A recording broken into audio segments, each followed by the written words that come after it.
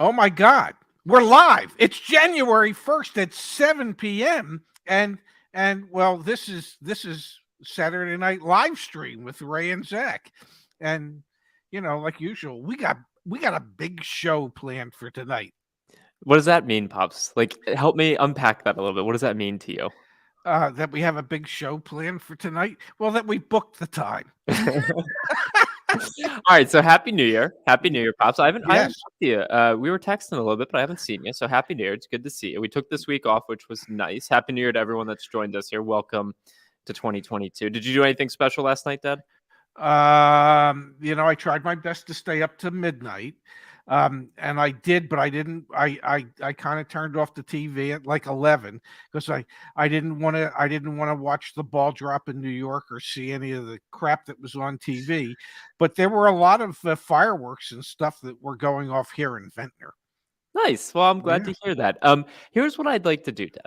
For today's Okay. show, I want to spend some time to talk about the problems that we saw in 2021 and if we're still going to see them in 2022. I put the tickler down at the bottom. Join YAA.com, search for a car. That's live. It's working. I'm super proud of that. Let us know what cars you're searching for during the show today. Be curious to see in the chat. Dad, what happened in 2021? Is it going to stick around in 2022? That's the big question that we're going to answer tonight. Can you just foreshadow a little bit and give us a yes or no? Yes. Cool. Let's go to the chat first. Welcome, everyone. Yes, more than likely. Yes, with explanations. Yes. Nam is here with us. Ken, glad to see you here. Hope you're feeling healthy. Hope 2022 is a good year for you, Ken. Absolutely. You're always aware. That's what YA Yeah. could stand for. I like that. Tyrone's here with us. Arturo, Big Apple voiceover, Matthew, Annie, Paul, Phil. Thanks for being here. Tons of folks with us, Dad. So it should be a really fun show. Oh, we've got R.I.P. to Betty White. That was pretty sad news that came out the other day. Well, it was sadder for Betty White than it was for the rest of us. That's very true, Dad. That's very true. Yeah. So let's kick things off, Dad, with we actually just released the video today. What were some of those big trends that we saw in 2021? And do we think they're going to stick around in 2022? I'll toss out the first one. Obviously, we saw the chip shortage and all the impacts that could have. And excuse me. And yes, that's going to stick around for 2022. Not to the degree that we saw the disruption in 2021, but it will continue into 2022, 2023, and beyond, according to our good friends at the Boston Consulting Group. I don't know if you're aware of it, but they have an office just like a block and a half from yours. Oh, really? I didn't know that. Yes, on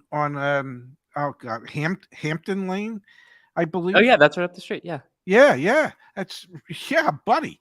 Right around the corner from where I might be living at some point next month.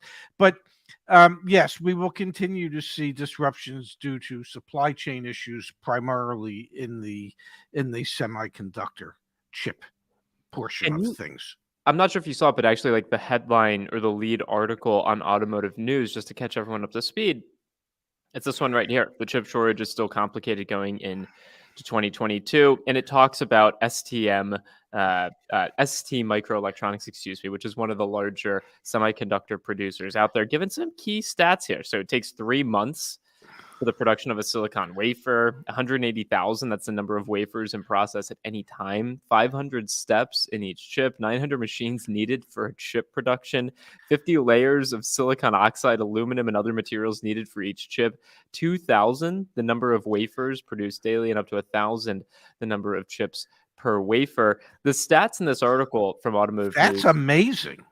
it takes 15 to 30 hours to build a vehicle. It takes 5 months to produce, package, and ship a chip to an automaker for installation in a vehicle. So anyway, that Automotive News article is super interesting, and it kind of just speaks volumes to when we're saying, hey, what happened in 2021 likely to stick around in 2022? Yeah. Is it going to get a little bit better? We anticipate it. But it's articles like those that are influencing the way that we're thinking about what's happening in the market. My God, I had no idea. I mean, maybe that's why the investment in chip manufacturing plants is in the billions of dollars. And that's just those are unfathomable numbers, if you ask me. I know you haven't read the article, but Yeah, literally the next section right below it, sorry, but I'm gonna jump and share my screen again, is the heading, "Huge investment." So yeah, you're spot on. TSMC plans to spend $12 billion on their new US project. And there's some other interesting information, like chip production happens in highly automated plants, sometimes called fabs, that take silicon wafers and transform them into thousands of semiconductor chips. Finished chips are tested and packaged at lower tech plants where many employees perform manual tasks. It's just fascinating, the stuff that's yeah. critical. The I features embedded on a chip are measured in nanometers. 1 nanometer is 1 millionth of a millimeter. A human hair has a diameter of one tenth of a millimeter. Like, let that sink in for a second. That's How do insane. they do that? How do they do that and get this stuff to actually work? I mean, that's the part that's the most amazing. This is super interesting for those of you who are thinking about EVs or vehicles that have autonomous functions. The cost of each chip ranges from 30 cents to $50 or more. Most automotive applications are at the lower end, costing less than a dollar. Pop's Boston Consulting Group told us, traditional old school kind of ICE cars, cheapest for Yes. chip needs was like $600 per vehicle, per new vehicle, and it was like $1,200 for an EV that had autonomous driving. It's really expensive to Yes. produce a vehicle that's autonomous and has electric drivetrain. And the supposition would be is the chips aren't going to go down in price. And the number of chips keeps going up. The number of chips in a vehicle varies from 1,000 to 4,000. Premium models have more chips, and the number grows with each additional option, especially advanced driver assistance systems. You can see it Wow. right there. Yes. So anyway, we're bringing this to you simply because it's how we're thinking about next year. This year, this is the information that we have at our disposal. We want to put it into your hands. God bless you. Pop's my own world with a super thoughtful Oh, contribution well, here. thank you so much, my own world. Thank you. I want to order a Chevy Tahoe in April and have it by June. My goal is to buy it cash. My question is, when should I tell them I have a car to trade in? And Pops, there was a question earlier. Where's the best place to sell your car? Which I think is kind of in line with this. Well, the best time to tell them you have a trade is when you're ordering the car so that you can get an idea as to what they think the trade is worth at that time. And at that time, you can make a determination if you're in a in this position that you could make the determination as to whether or not it might make more sense to pre-trade the vehicle for whatever value they're willing to give you at the time that you order the new Tahoe, or if you want to continue betting that used car values will rise between when you order the vehicle and when the vehicle comes in, then just hold on to your trade and have it reevaluated shortly before the your new Tahoe is scheduled to arrive.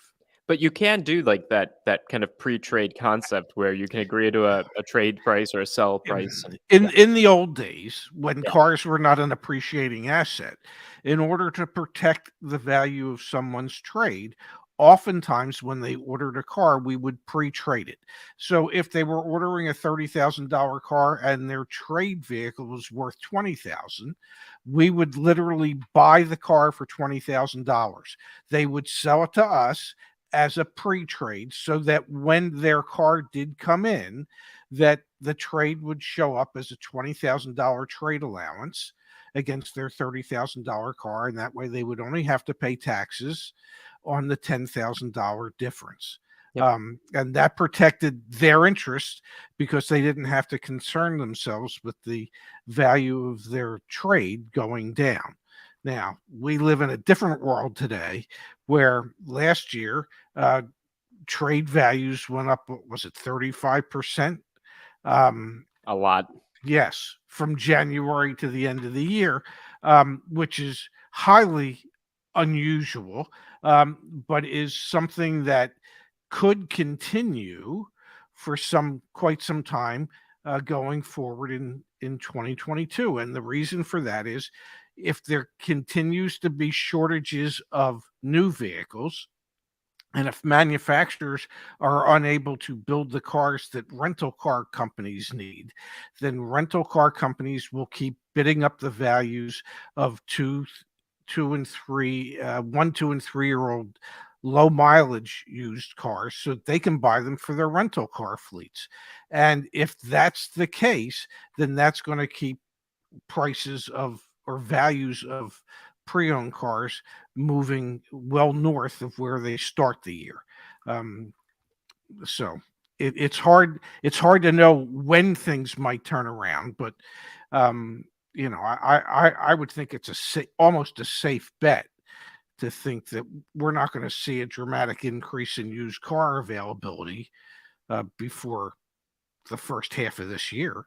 I want to go to the chat and address some questions. We've talked about a lot. We think that the spring selling season is going to be pretty strong from the dealership perspective. And so, as consumers, probably not the best time to be buying a car unless you absolutely need to. That's going to be tax return time. We Yes. anticipate somehow, some way, the US government's probably going to pass some sort of tax credit. The most recent proposed tax credits on EVs also include used EVs. So, there's just like, there's going to be a lot of money tied up in cars and not a lot of deals to be had. Pops, let's go to the chat here real quick. Tyler says, "Howdy, fellas.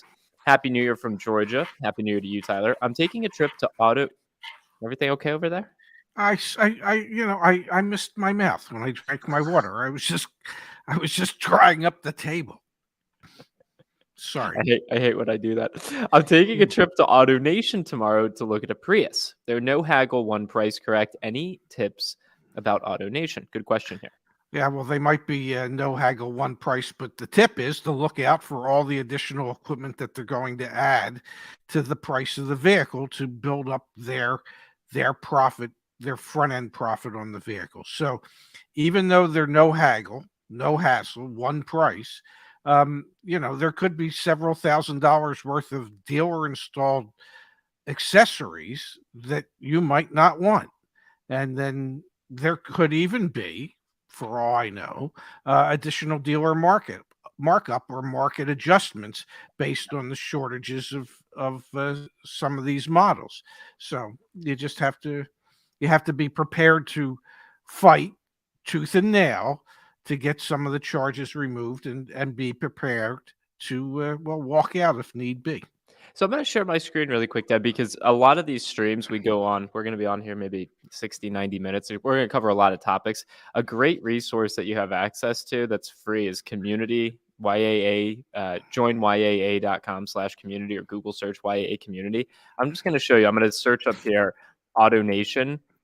And here's a post from 4 months ago. How is AutoNation buying a new car? And you can read about Christian's experience there and James's experience there. If I type AutoNation, and again, you can start to see people who purchased vehicles from AutoNation and they've got repair. Like, there's a lot of information back on the community forum. So, Tyler, I'm not trying to not answer your question, although my dad gave Well, an answer, but the forum is a good resource.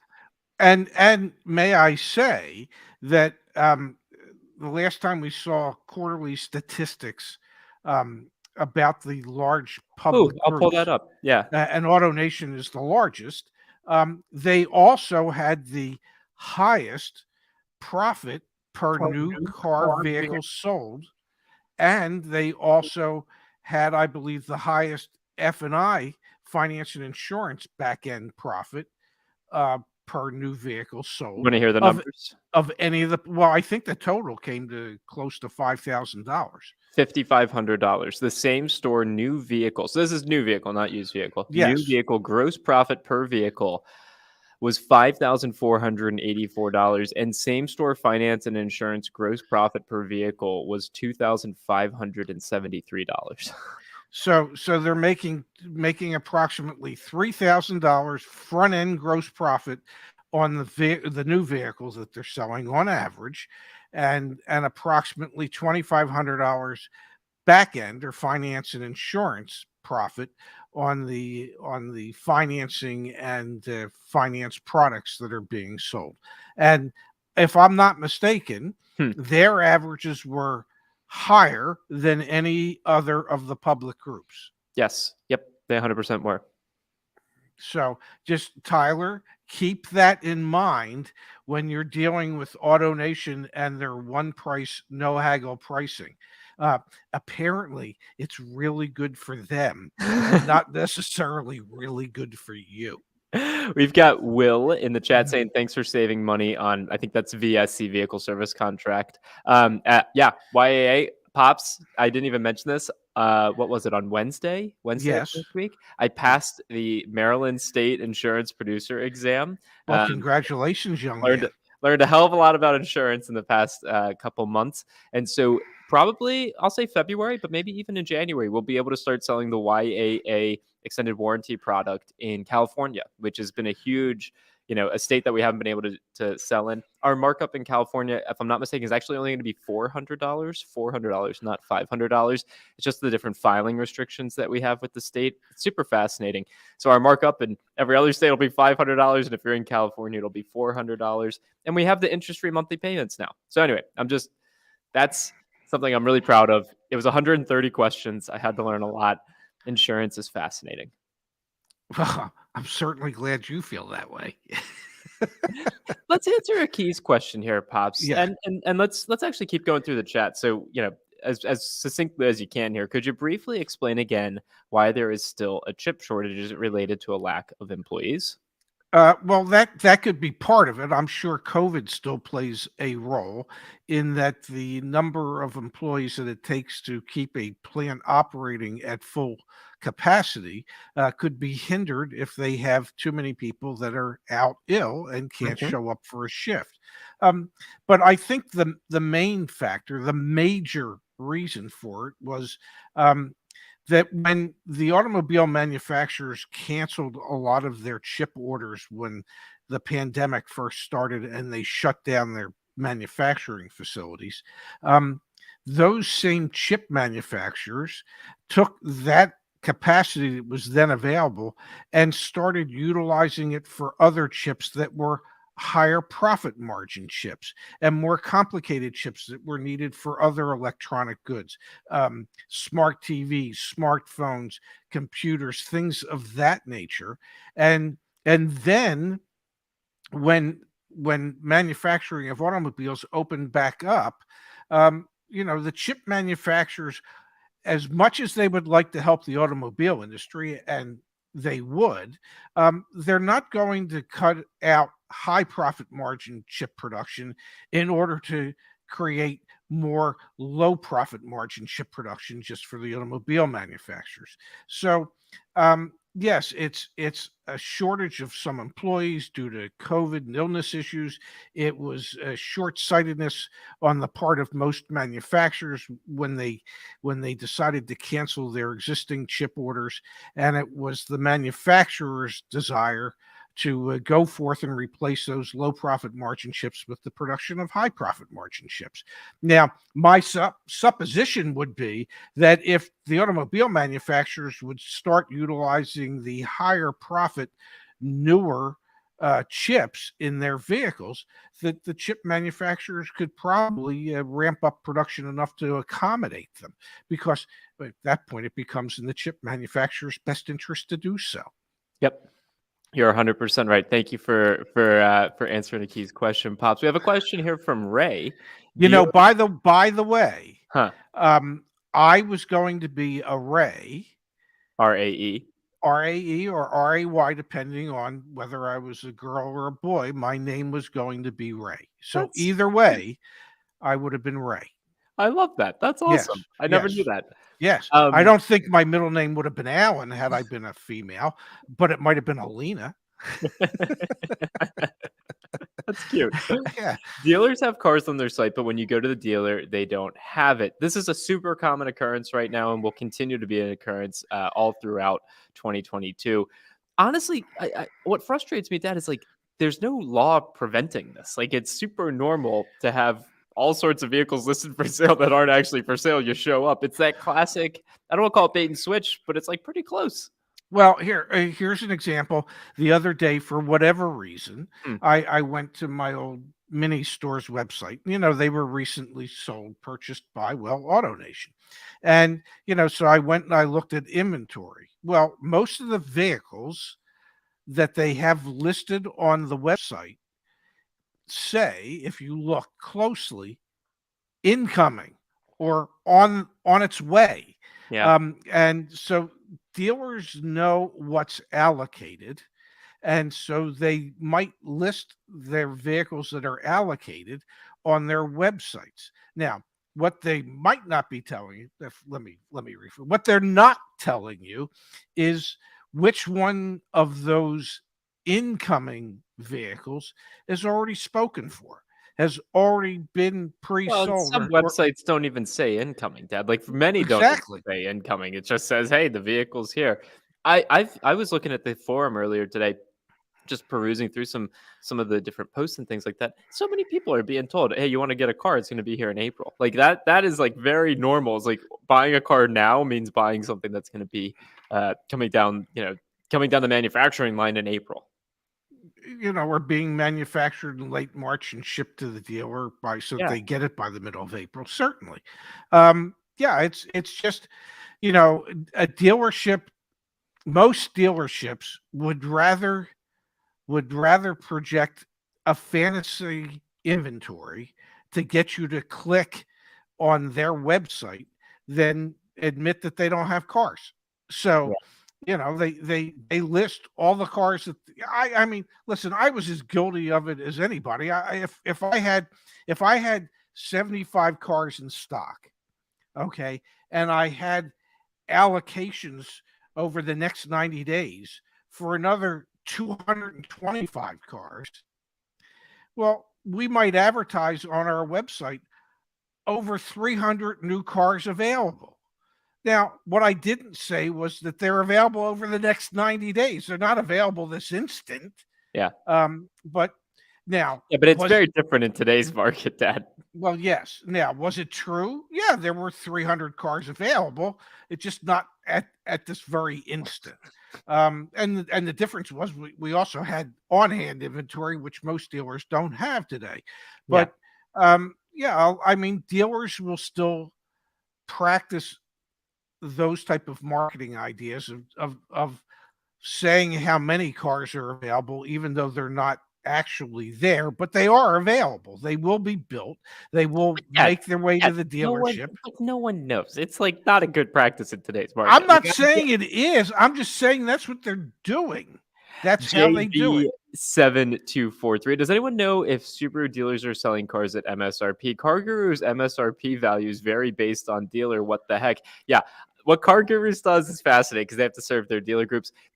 A good resource, JV7243 would be, and again, kudos to Justice. Justice, I saw you're on tonight's stream. Thank you for being here. In dealership reviews, Justice put together the YAA member recommended dealership spreadsheet. So you can come in here and you can see all of the different Subaru dealerships that have been recommended by YAA members. So, for example, we'll just take Goldstein Subaru for a second, put that in the search, and then we can actually go see which YAA member had an experience at Goldstein Subaru, what they did. It's a good looking Outback. Yes, it That's a good is. resource you have there so you can see what other YAA members are recommending. It's not necessarily like our recommendation because we haven't bought a car from them before, but other people in the community have. So I just wanted to pull that up as a resource for you. Oh, and Miss Kimberly Klein's here with us. So happy New Year. Happy New Year, Kimberly. It was so nice speaking with you yesterday. Yeah. Oh, that's nice. I didn't know you guys connected. Well, Chad, we did. I haven't seen a decrease at the auction. I'm a used car manager in Wisconsin. Thanks for sharing that, Chad. It's interesting though. The Black Book numbers showed a week over week decrease. Yeah, Yeah. yeah, but okay. There was a week over week decrease, and it was like 0.01 tenth of a percent or 1/100th of a percent. It was negligible, but the important thing about it was it actually did show, as minuscule as it was, a very minor week over week decrease. We had a thoughtful contribution here from Jayob. Hi guys, how do you expect sports car prices to be in 2022, like Corvettes, for example, since those cars don't sell in high numbers like SUVs? Well, Corvettes are limited production car to a certain degree, and those vehicles do sell in high numbers, and they're in high demand, and in a lot of cases they sell for well in excess of the MSRP of the vehicles. Now, that's not to say that all sports car types have that same cachet, but Yeah. many do. Yeah, I'm thinking many sports cars. I mean, for example, Jay, like all last year, every single week, we were checking on the used car market, the week over week price changes broken out by types of vehicles. And one of the types of vehicles is sporty cars. And then there's also luxury sporty cars. And traditionally, sports cars in the winter would be like depreciating a lot. Yes. They weren't at all last year. So No. I can't really anticipate or don't see any reason to think.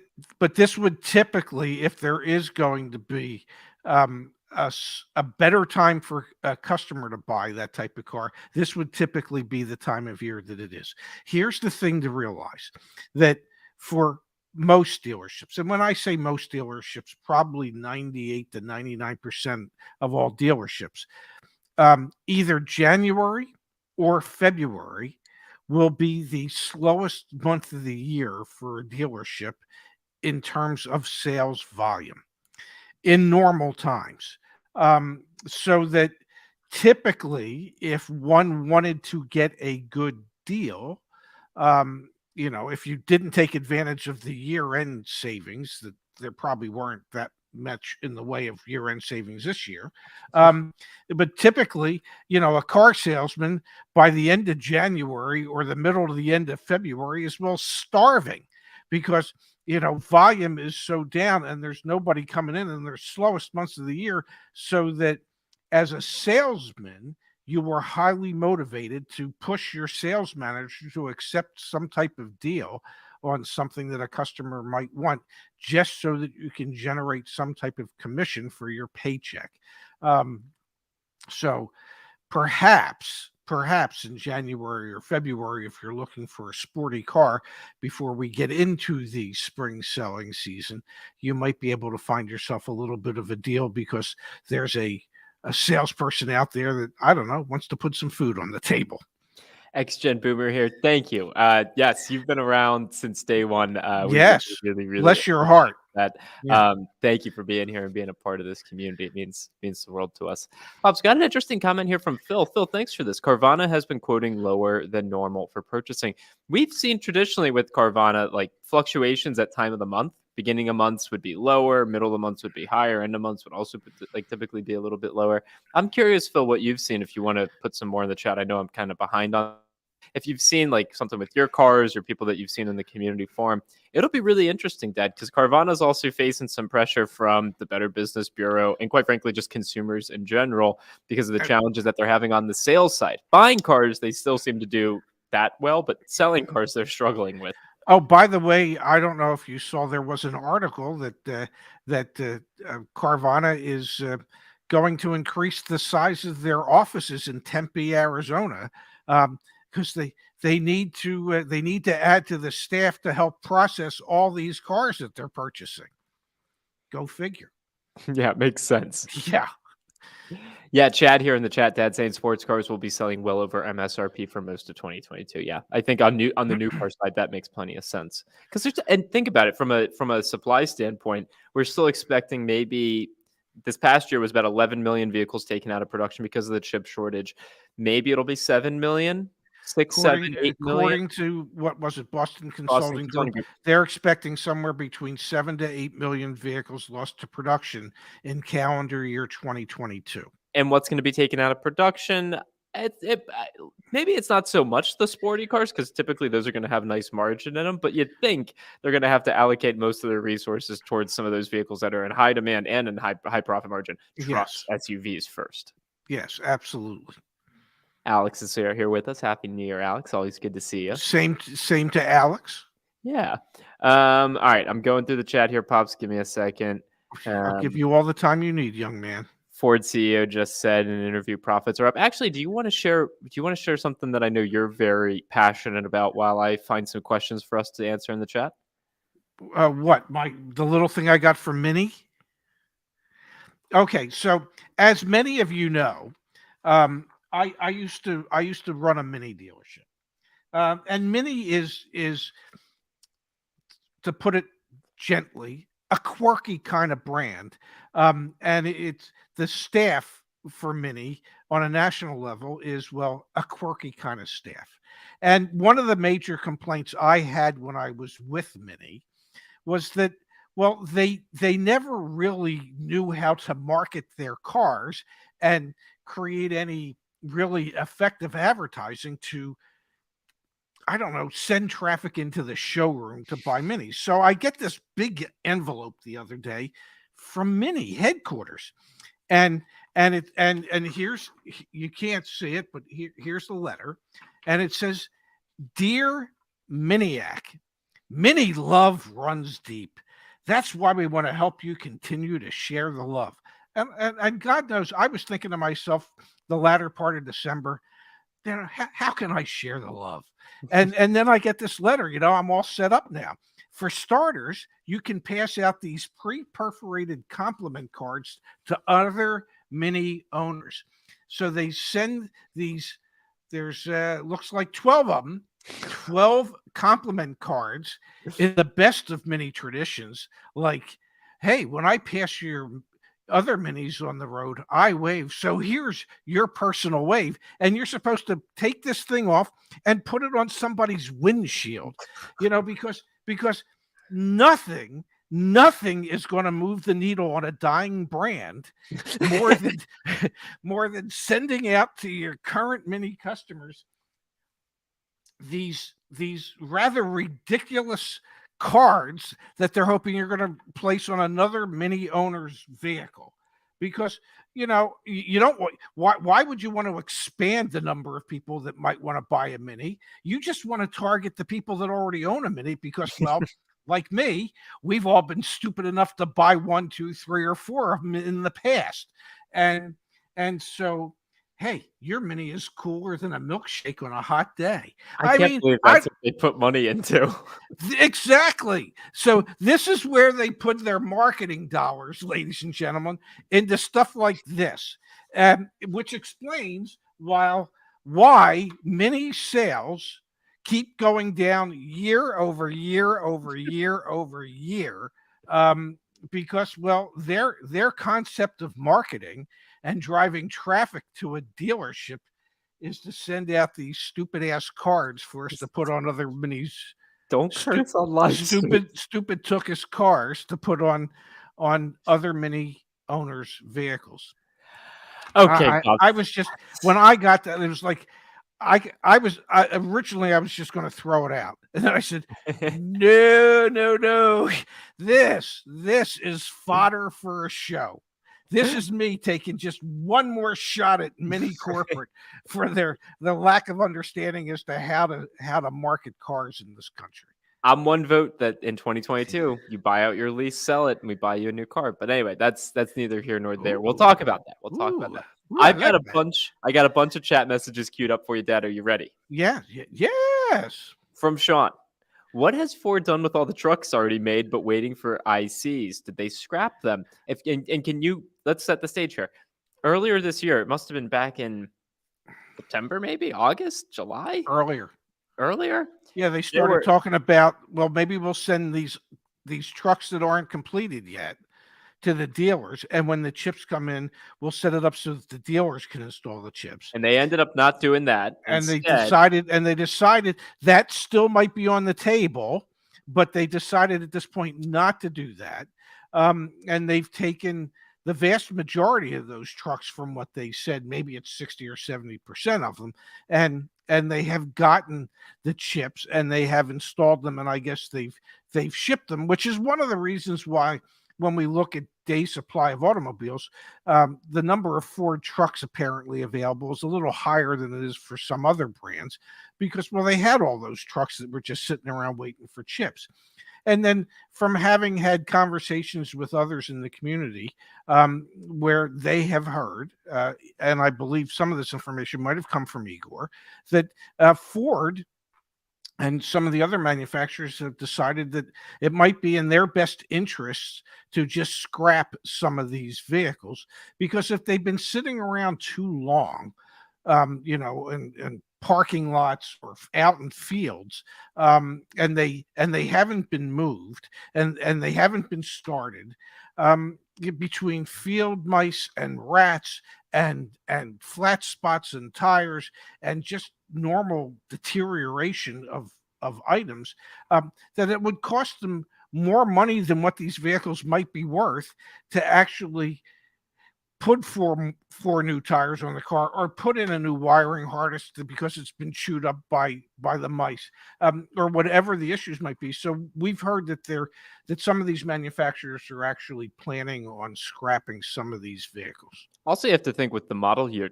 turnover, you really don't want to have this mixed inventory out in the market as well. One thing that, just in case you are at a dealership and you're looking at a new, F-150 or whoever, whatever, Silverado, you can look in the door jam Exactly. at the VIN plate, and you can see the date of manufacture. Yes, Um, it'll list the month and the year. So if you see something that it was built in January of 2021 or February of 2021, and it's brand and new to the dealer's lot. ask the dealer, well, gee, how long's the car been on your lot? And they'll probably tell you, oh, it's only been here 2 or 3 weeks. Okay, well, what field did it sit in for those 9 or 10 months before it made it to your dealership? So there's a way to know, or to have some type of indication as to whether or not you're looking at a vehicle that was manufactured early last year and had sat waiting for chips. And by all means, drive these cars, and I mean drive them, to make sure there's no flat spots on tires, and check that the batteries are putting out the proper amperage, and because you want to get a battery test to make sure that you're not getting a vehicle that has a battery that's already on its last legs prior to you purchasing it. Pops we got from Big Apple voiceover here. I was wearing the YAA t-shirt while shopping for a Toyota, and the salesperson's jaw dropped and ran to the manager for backup. It's funny that you bring that up because we actually did a video last year. If you remember, Dad, there was a salesperson at a Toyota dealership in Southern California who actually listened in and overheard someone in the showroom watching one of our videos about how to Yes. negotiate a car deal earlier last year. We ended up coming full circle and getting connected with that salesperson who's a YA community member, Yes. who then worked with this other customer who was a YA community member. So it's funny that Big Apple voiceover shared that with us. Random Beast, thank you for the contribution. Thank you so much. We really appreciate that. We've got a question here, Dad, from Ozone. How would you go about circumventing the rule a lot of manufacturers have implemented that you can't sell your car to Carvana or CarMax, things like that? That's for leased vehicles. That's for leased vehicles, and the way of circumventing that is you buy out your lease yourself. They will they will provide a payoff amount to you, or a branded dealership of whatever brand vehicle you're driving. But they won't provide that information to a third party source like CarMax or Carvana in many cases. And I believe Honda was in doing that, BMW was doing it. A lot of I think Chevy was doing, a lot of Mhm. them were doing it. And most of them said that they were going to reevaluate their position at the end of the year. But my suspicion is, as long as there's a shortage of used cars, that it's going to continue this way. So the only way to circumvent it is to buy out the lease yourself, whether it be at the end of your lease term, or if you want to buy it out a few months early, you can get a payoff and you can make arrangements to buy it. And then you can turn around and sell it to CarMax or Carvana. And that's how you do it. Yeah, a little more expensive that way in terms of time and the amount, of effort that goes into it, but you get to the same outcome. And Well, the reality is it's not the customer's car to sell. The customer is just renting it, and you have to remember that. let's get into Dominic's question here because it ties into it. How does the tax credit work if the car you're trading in is worth more than the car you're buying? Well, then you wouldn't pay any sales taxes if the value of the trade is greater than the value of the vehicle you're purchasing. You only, in most states, not all states, but And in we most have this. states, I'll pull that yeah, up. Give me a in sec. most states, you only pay sales tax on the difference between what your trade-in amount is versus what your selling price is. And if you're trading in a vehicle that's worth $50,000 and you're buying a car that's worth 40, well, in that case, you're not going to be paying any sales tax because the value of your trade-in exceeded the value of the car that you're buying. I'll toss it up on the screen just for a quick minute here so that you can see it. Yeah, And we and a lot of people would trade, two cars, But for instance, in the state of Maryland, they will only give you tax credit for one of the cars, not for both. So Cal- obviously, if the dealer would always give you the higher trade-in to get the tax benefit. California, Washington, D.C., Hawaii, Kentucky, Michigan, Montana, Oregon, and Virginia. There's no sales tax benefit when trading in a vehicle. Here's an example just to make sure everyone understands. If you're purchasing a $20,000 vehicle and the sales tax in your locality is 10%, your sales tax total would be $2,000 on that vehicle. If you're trading in your current car for $12,000, the new basis for your sales tax will be decreased by $12,000 down to, in this case, $8,000. You'll now only pay $800 in sales tax on your purchase, an effective net gain of $1,200. This Exactly. is, we put it right here. In this scenario, it would make more sense to trade in your vehicle so long as the dealer is offering you an amount that is within $1,200 of your highest direct sale offer. So those are things to keep in mind when going through the process. You might not get the highest offer from the dealership, but unless you're in one of those states, you're actually going to net out positive. Yes. Random Beast, thank you for the contribution. Can't see what the super sticker was, but we always appreciate that. So thank you. Thank you for the support. That's 2 in 2 minutes. God bless him. We'll be trucking. Hello from the storm ravaging Tennessee. You guys see the EV Silverado coming? Yeah, there's a lot of hype around this, Pops. I don't know how much research you've done into the EV Silverado. We're getting into car reviews in this new year, starting end of this month. So maybe we'll get you behind the wheel of some of these new EV trucks. But yeah, the EV Silverado, there's a lot of interest behind that, Dad. Well, I'll take your word for it. Just like there's a lot of interest in the Ford Lightning. I mean, there's a lot of interest in in all things EV at the moment, and there's also a lot of pushback on a lot of things that are EV. Um, but yeah, I would be interested in seeing how a Lightning drives or It's an just EV kinda Silverado. interesting in the truck space because we know trucks are hugely popular, and you've got kind of Tesla who has done an incredible job building this brand in the sedan and SUV space, and they went way off the wall when it came to, their truck design. Yes, Ford Lightning coming out seems like there's a huge amount of interest there, and you've got the Chevy Silverado, the electric Chevy Silverado coming out soon, and so and it's the pretty Rivian. and the Rivian, right? And Yeah. those are traditional bodies. And so it's like kind of interesting to see the dichotomy of like how people have approached this, how people who are in charge of billions of dollars are approaching these things. Happy Hippo Pops wants to know, do you think we will ever be able to see negotiations around invoice price ever again? Never say never. So, yes, my response would be yes. There will be some cataclysmic something or another that happens, either just in this country or globally, that would drive demand down, and so dealers will become desperate to sell cars, manufacturers will become desperate to sell cars again, and I don't know, that could be 8 years from now, 10 years from now, it could be 5, who knows. But it's happened in the past and it will probably happen again. Now, the bet would be that it's not going to happen anytime soon, but it'll happen. It will absolutely happen again, where there'll be way more cars than there is demand for those cars. And in order to sell those cars, dealers will become aggressive again, and manufacturers will become aggressive again in the form of incentives that they offer. Yeah, maybe. It's interesting because there's another, where was it? It was somewhere in here. From Gnome Star. The only future for cars is direct from manufacturer, Tesla style. In 2 years, finding a car salesman will be like finding a cashier at a supermarket. The reason you're wrong, Gnome Star, I'm not trying to be rude, but the reason you're likely wrong about that is because of all the legal and regulatory hurdles that would need to be addressed in order to make that happen. There are so many laws in so many different states that protect the current franchise dealer agreement. However, what you're saying, Dad, it's kind of inevitable. We'll have the race to the bottom again. We've talked about it on this show many times, the most valuable automaker in the world is Tesla. It's a $1 billion company, right? The closest Yes. for them is Toyota. And Tesla is very, very, very highly valued, in part because of how they've approached their sales process and how they have this direct to consumer relationship. Pros and cons to that, but the public markets really like it.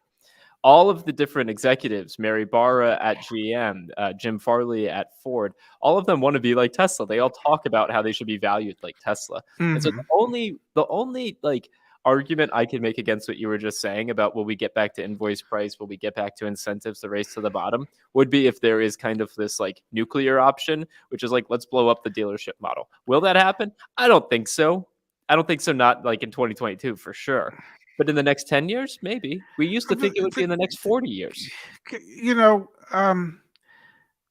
in 2008, nobody understood that there was a housing bubble, or those that understood it were in the minority. And we ended up in the greatest recession, as close to the Great Depression as you could possibly get. Well, let me tell you, um, since there weren't quite as many people who could actually afford a car, uh, everybody was struggling to sell cars. There wasn't a whole lot of chatter about selling a car at MSRP or over MSRP. There wasn't even a whole lot of chatter about getting invoice for it. If you got invoiced less whatever incentives the consumer could get from the manufacturer, everybody walked away happy. And that was just a circumstance that presented itself because of the financial bubble. And I'm not going to sit here today and tell you we're never going to experience another financial bubble, because Yeah. the likelihood is, historically speaking, that we will. And when we do, and when there are less people that can afford to buy things, you'll see the prices come down dramatically. You just will. It's just, the housing bubble of 2008, the value of homes plummeted, plummeted. And today, it took 13 years, but today they're back to those highs of 2008, and in a lot of cases, even higher. Yeah. Now, do I suspect that there'll be another housing bubble sometime? Absolutely. It will happen, because history tells us it will happen. But Pops, you can't always I hate stock market's future Yeah, indicator. yeah, You yeah. can't always all right, whatever. Let's keep going through the chat. We had a couple of really thoughtful contributions come in, so let me pull them up here. Brominated vegetable oil. A man was assaulted in Maryland yesterday attempting to leave a friendly note on another man's Mini. More at 11. Oh my God. Now that is funny. Jay Nagamy, thank you for the super sticker. Can't see Thank it, you, but Jay. we really appreciate it. Thank you for your support. We also have here Dad from Tyrone. Thank you, Tyrone, for your contribution as Thank well. you We all so appreciate much. it's the new year. We appreciate all the Yeah. festivities and everyone being so kind. We really, really do. And Melissa Dad here in the chat with a For $20 tw- and 22-cent donation contribution. Happy New Year, Zach, Pops, and the entire YAA team and community. My 2022 resolution is to stop buying cars.com. Thanks for yes. helping with my 2021 vehicle purchases and assisting in becoming a well-informed and confident buyer. That's awesome, Melissa. Bless Thank your heart, Melissa. Thank you so much. And Mike Dean is here with us in the chat tonight, which is awesome. We love Mike Dean. He's your credit union advocate. Yes, Mike, he is. awesome resource back in our community forum. And it looks like Pops, he was able to lock in a deal. This is great. Oh, good for him. Look at that. And God bless you. That is a small, any win's a big win today, even the small wins. So bless you for being able to find a dealer that was willing to work with you to some degree. We've got George here in the chat as well. Thank you, George. Appreciate your work, guys. I've been lied to more than I can count in the last 3 weeks. Why does your credit score go down for each check? That's a really good question. Yes, and not one that I can answer, because they swear that if you're shopping for a car loan over a 30-day period of time, that every inquiry really only counts as one. And well, by the way, thank you for the contribution, George. And I, for one, have said they say it, but they don't mean it, because the scores always go down. So I don't know who's blowing smoke where, but there seems to be some smoke blowing going on. I also got a question here from Easty Kid. Why do I need a car buying service if most are selling at MSRP? You don't. Yeah, You absolutely don't. don't. What you Costco car buying program doesn't really do anything nowadays. You can't get factory or employee pricing anymore. None of those things work anymore. True Car, I don't understand True Car. Fundamentally, I don't understand what value True Car provides anymore. None of those programs really have any value. Yeah, you don't need a car buying service. What you need is an education, so you can figure out what things you might be able to negotiate, and how to handle that aspect of it. Especially if you're putting your name or a deposit on an incoming vehicle, or if you're actually ordering a vehicle, and how you can have the conversation with the dealer when they say, "Well, all of our cars get X." No, all but one, because it's not on it yet. And when the new car manager writes up the RO for the pre-delivery inspection, be sure to make sure that they tell the service department there's to be no dealer installed accessories added. We need a Um, T-shirt that says, "When you write the RO for oh the my God. PDI, add no Yeah, accessories." yeah, because when a salesperson looks at you and you go, "Well, every one of our cars gets that," that doesn't have to. It was a decision, a choice that was made by either the dealer principal or the general manager or the new car manager or whoever. But it's not mandated. Okay, they don't have to do it. They choose to do it, and if they won't not do it, then you have a choice to make, and that choice should include leaving that dealership and finding a dealership that won't do it. Yep, 100%, Dad, 100%. Give a quick shout out here to David Hutchinson, just joined YAA Unlimited today. Been watching your videos for a few months and have learned quite a bit. Welcome, David. If you're Thank you, new David. to YAA, we have the car search back at joinyaa.com. We have the extended warranties that we sell. Yeah, extended warranties are slimy and they're gross. We make $500. We vetted our provider. Like, we're trying to make it as clean and as simple if you want to buy them as possible back at joinyaa.com. Those are the things that we have to offer, plus the community forum, our live chat with our auto advocates. Like, you get a lot of support back at joinyaa.com. Dad, pops a question here for you from Oscar. With Dodge getting rid of the Hellcat, Charger, and Challenger, if that's in 2024, Yes. those ICE cars will increase in value because of the rarity. Do you think we are going to go and move into an era where, obviously we have, like, you want a 68 fastback or something like that. Like, there's expensive, collector cars. Will collector Hmm. cars 20, 30 years from now, will at Barrett Jackson, Yes. will be ICE cars going across the block? Is that what Yes. you expect? Yes. Absolutely. If it were me, Hmm. if I could buy the last Hellcat or Scat Pack or whatever it is that they make, okay, and just never drive it or hardly drive it, and keep it in pristine, brand new condition, and then 30 years from now, take it to Scottsdale, Arizona, to Barrett Jackson's auction. Um, that'll bring all the money. That'll bring all the money in the world.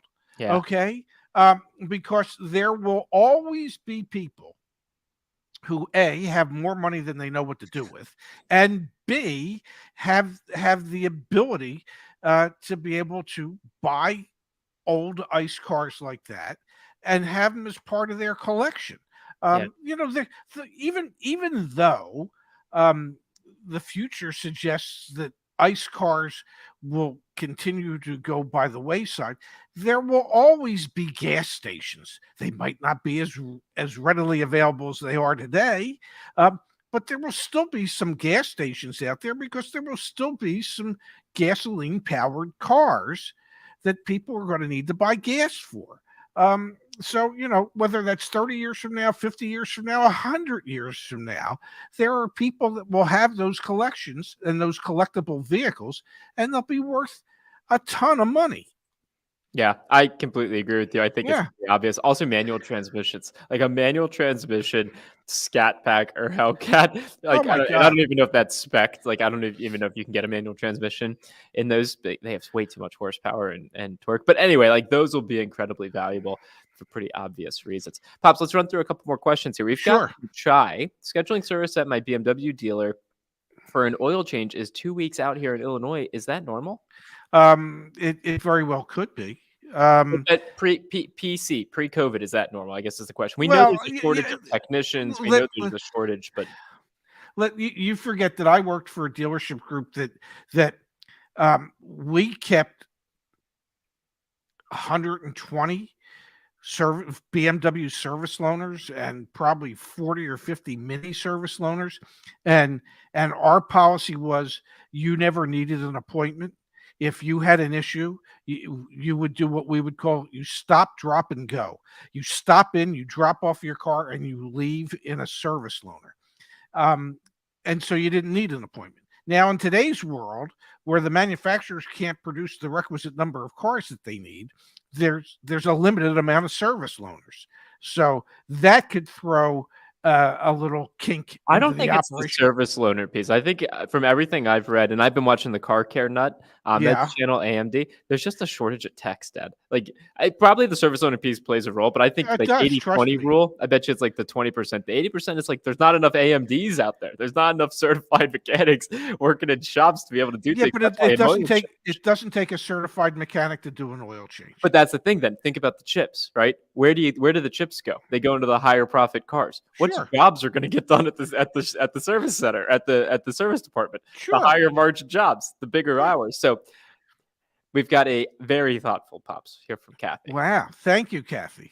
Melissa, thank you for starting this trend. We really Yes, appreciate it. it's Had a to follow lovely. Melissa. Go ahead. It's a lovely trend.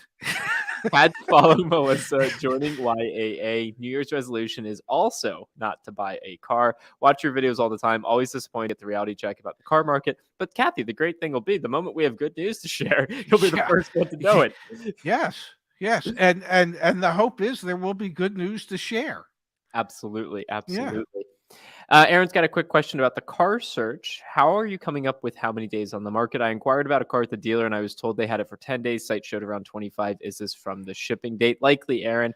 The way that we capture our data back on the YAA car search, and I guess I can show a quick example of this. And while you're explaining that, I'll explain why this happens. Once the vehicle's in shipped status, okay, many dealers will then put the vehicle on their inventory page. Okay, even though the vehicle's just in transit, it's not actually at the dealership. So I believe that whenever the dealership actually first lists it for sale on their website is when we start counting how many days. Now, if we say 25 days and they say it's only been there for 10, well, that's because the other 15 days it was in transit and they had advertised it. And so that I believe is what the difference is. Am I correct, young man? 100% right, Dad. Absolutely 100% right. So you can see, like, when we run a report here, so this is for sale at Brown's Arlington Honda. They've had this page up for 17 days. So that's how we're able to capture that information. So it's not perfect. We acknowledge that it's far from perfect, but just want to clear that up for you, Aaron, and anyone else. So, Pops, we had asked Phil, because he said that Carvana's offers have been coming in lower. He said, so I've Yes. seen recently Carvana quoting about $3,000 to $4,000 less than Vroom and CarMax. So here's an example. A late model Civic that Vroom offered 29. He accidentally put 22 when it was actually 26, but that's a good example. You know, a late Wow. model Civic, 29 to 26, like that's a big difference. Yes. It'll be interesting to see if they keep being as aggressive here in the new year with their vehicles. And also, Pops, we were talking a little bit earlier about the sales tax benefit, and Phil let us know in Michigan the sales tax credit is capped at $420. Well, Phil, don't take this wrong, but that certainly sucks for residents of Michigan. It really, really does. And William here in the chat kind of like corroborating that. Vroom quoted much higher than Carvana, but do I have to worry about getting paid? We haven't seen any Better Business Bureau complaints or any YAA community complaints about getting paid. We've seen tons of complaints and issues about getting your car with a proper registration and proper titles. Yes. Pops, here's from Short Round. How do you stop a dealer from running a credit check if you just want to test drive the car only before making up your mind? You don't give them your credit information and you don't sign a credit application, because without a signed credit application, they legally are not in a position to be able to run your credit. Yep. And I'm curious, is it a common practice to ask someone to fill out a credit app to do? It is at dealerships that I would never work for, certainly. And the reason for that is because the dealership wants to know, what type of credit the customer has before they start working a deal.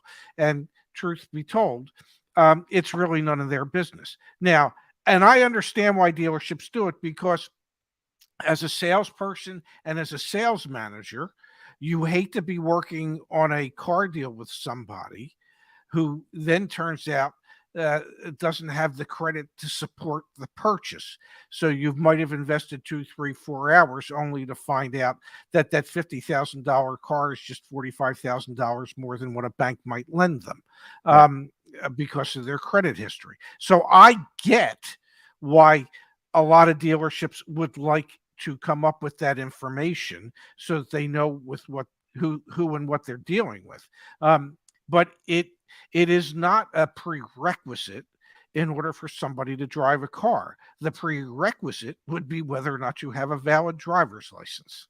Well said, Dad. George R. here in the chat. I'm a GM of a multi point franchise, and service is backed up, and service loaners are a huge issue. Okay. All right. I got to stay in my lane in 2022. That's my resolution, is to stay in my lane. Loaner programs require them to come in and out after so much time. Problem is, there's none to replace. So that's exactly what you were saying, Dad. I just assume that that's got to be a big part of the problem, because a big part of what dealerships did, Hmm. and what manufacturers encouraged and developed, were service loaner programs. And well, if the manufacturer can't provide the service loaner, then it's harder for the dealership to participate in that program. Yep. Yep. 100%. And if I may, Yeah. I don't know anybody in this country that doesn't feel after they've purchased a car that they aren't entitled to some type of free transportation when they've brought their car in for service. Everybody has gotten used to that, and Definitely. everybody expects that. And right now, it's harder and harder for dealers to be able to provide that. There's a company out there, I think it's called RepairSmith. I think Daimler is a big investor in them, and they come like on site to do service, which must be a booming business right now because obviously, yeah, Well, what it you is if you can described. get the requisite parts. Okay, that's also very true. Yeah. Okay, it's been an hour. I should let everyone know I'm playing hurt. I'm playing hurt tonight. I'm playing through the pain. I'm really actually like in a lot of pain. I've got the Tylenol sitting right here. I never got my damn wisdom teeth taken out, and it's I'm in a lot of pain right now. So, Pops, let's call it a night here in an hour. Okay. You've made me smile quite a bit, which has been quite painful as well. I've got a dentist appointment Monday morning. This sucks. Just between you, me, and the 500 people here, this sucks. Get your wisdom teeth taken out, I guess, is like the moral of the story. Well, I don't know if that's the moral. I've never had mine taken out, and I'm 70. Ah, I'm jealous, man. I'm so jealous. This is so painful right now. Well, I am sorry that you're going through that. I do believe when you were younger, that the dentist suggested that, we should look at oral surgery, and I believe you remember looking at your sister when she got her wisdom teeth taken out, and I'm pretty sure at at that point you said to yourself, "I'm not going through that." Yeah, exactly. Also, Larry, it's great to see you here. My dad's dad, my grandfather was a dentist. Yeah, my father was a dentist. As the son of a dentist, I mean, listen, I grew up. My father was a dentist, and he wanted to be an orthodontist, but he never became an orthodontist. He was just a general practice dentist, and I never got braces, and I needed them. And his excuse was, "Well, the reason I didn't get them for you is you never asked for them." Well, the reason most kids don't get their wisdom teeth taken out isn't because they didn't ask for them to be taken out, but because that's the way my father treated me. If you said you didn't want to take it out, if you weren't running to me going, "I want my wisdom teeth out," Yeah. I wasn't sending you to, So to the oral surgeon to have I it done. I never told you this. So like another dentist that I saw like after I'd moved out with you and mom, he like took x-rays and he's like, wow, you should go see an oral surgeon. I'm like, why? And he's like, because that's going to be a tricky job. I'm like, why? And he's like, because it's already like compacted and it's like in the nerve.